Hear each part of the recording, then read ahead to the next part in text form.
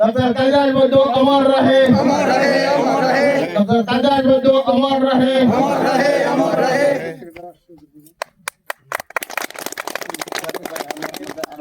বড় বীর বঙ্গসেনানী আছে এখানে যারা আছে তাদেরকে একজনকে বলুন, এরা একজন দিই।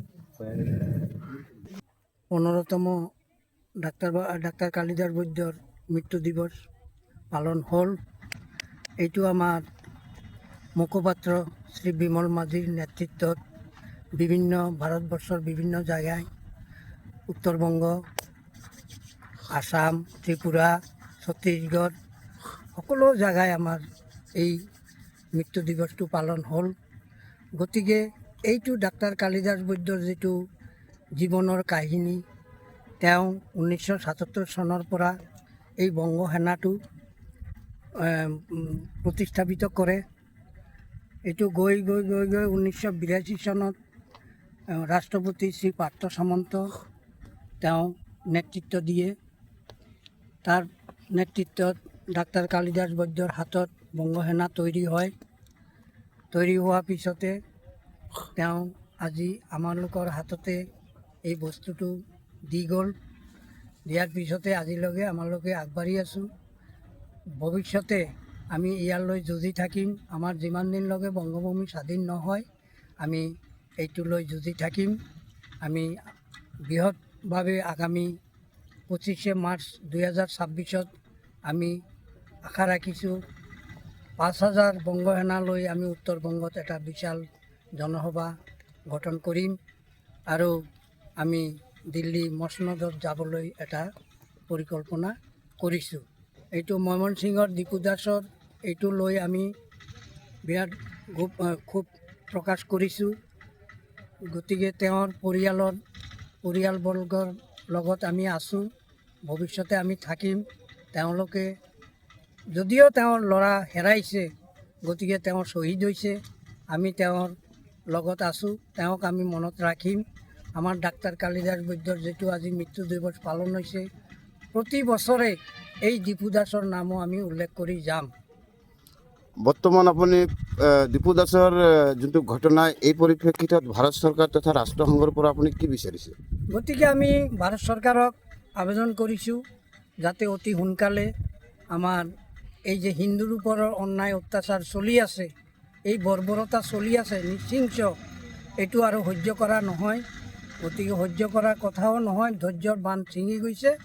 আগামী দিনত ভাৰত চৰকাৰ যাতে ইয়াৰ एक्शन लय और নহলে আমি তার বিকল্পিত রাস্তা খুঁজিম। 2025 आज का दिन हमारे लिए बहुत दुखदायक दिन है, क्योंकि इसी दिन 2010 साल में बंग सेना अध्यक्ष डॉक्टर कालिदास बुद्ध का मृत्यु हुआ था। फिलहाल वो दिन स्मरण करके आज हम लोग सम्मानपूर्वक डॉक्टर कालिदास बुद्ध का मृत्यु दिवस मना रहा हूँ। हमारे बंग सेना संगठन का सभी कर्मकर्ताओं ने सम्मान के साथ उनकी आत्मा की शांति और सद्गति के लिए श्रद्धांजलि अर्पण किए हैं। डॉक्टर कालिदास बुद्ध ऐसा एक व्यक्ति था, उनकी मन में सर्वदा पूर्व पाकिस्तान का हिंदुओं के शांति स्थापन और रक्षा के लिए सर्वदा बेकुल था। उनकी प्रेरणा से पूर्वी पाकिस्तान टूटकर बांग्लादेश स्वाधीन हुआ था। उन्होंने मुक्ति युद्ध में भी अहम भूमिका निभाई। उनके मन में सर्वदा बांग्लादेश का अल्पसंख्यक हिंदू सुरक्षित रहे और शांति से रहे। उन्होंने अपने मेहनत के साथ और अपने पराक्रम के साथ उन्होंने पूर्वी बंगाल का 1 कोटि शरणार्थी और 1.5 कोटि निपीड़न लोगों का लिए अपना जान कुर्बान कर दी। आज उनका मृत्यु दिवस में आशा करते हैं उनका आशीर्वाद हमारे साथ सदा रहे और परिकल्पनाएं हम लोग पूरी कर सके।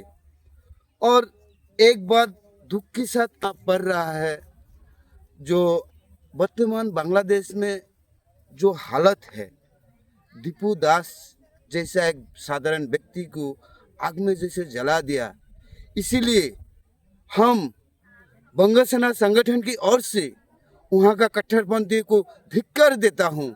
ये कोई साधारण गणहत्या नहीं है। तो मैं सेंट्रल गवर्नमेंट और राष्ट्र संघ की से हम विनती करता हूँ, यही घटना को अति जल्द से जल्द पदक्षेप ले और पूर्व बंग की 1 कोटि शरणार्थी और 1.5 कोटि निपीड़न लोगों के लिए बांग्लादेश को काटकर एक स्वाधीन बंग भूमि घोषणा करे, जैसे कि ये लोग अपना स्वाभिमान लेके अपना मातृभूमि में जी सके और सुरक्षित रहे। সংখ্যালঘু হিন্দুরা কালিদাস বৈদ্য যে বলেছেন যে বাংলাদেশের হিন্দুরা কেন আলাদা হোমল্যান্ডের দাবি করে, তার জলজান্ত প্রমাণ বাংলাদেশের ময়মনসিংহে দীপু দাসের হত্যাকাণ্ড। একটা নিরীহ ছেলে, শিক্ষিত, তাকে নির্মমভাবে পিটিয়ে আত্মহত্যা করে, তারপরে পৃথিবীর জঘন্যতম অপরাধ তাকে গাছে ঝুলিয়ে যেভাবে আগুন দিয়ে পোড়ানো হয়, পৃথিবীর ইতিহাসে আছে কিনা জানি না, তার আল্লাহু আকবার বলে তারা ধ্বনি দিচ্ছেন, আনন্দ উল্লাসে নৃত্য করছেন। এইভাবে বাংলাদেশে শুধু দীপু দাস নয়, হাজার হাজার দীপু দাস এইভাবে ওদের করাল গ্রাসে দিন দিন শেষ হয়ে যাচ্ছে। নারীর মান সম্মান, নারীর ইজ্জত লুণ্ঠন হচ্ছে। যদি কোনো মেয়ে তাদের প্রস্তাবে রাজি না হয়, তাহলে পদ্মা নদী তার পরের দিন তার লাশ মৃত্যু অবস্থায় ভাসতে পাওয়া যায়। ডাক্তার কালিদাস বৈদ্য বলেছে যে আমি একজন ডাক্তার মানুষ, আমি তাদের নারীর পালস বুঝি, যে ওরা কি করতে চায়, কি পারে।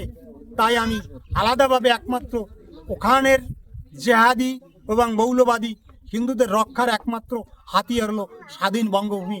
যশোর, খুলনা, ফরিদপুর, কুষ্টিয়া, বরিশাল, পটুয়াখালী, এই 6 ডিস্ট্রিক্ট বাংলাদেশের সংখ্যালঘুদের জন্য স্বাধীন রাষ্ট্র গঠন করে তারা যদি ওখানে বসবাস করবে, তাহলেই তারা নিরাপদ থাকবে।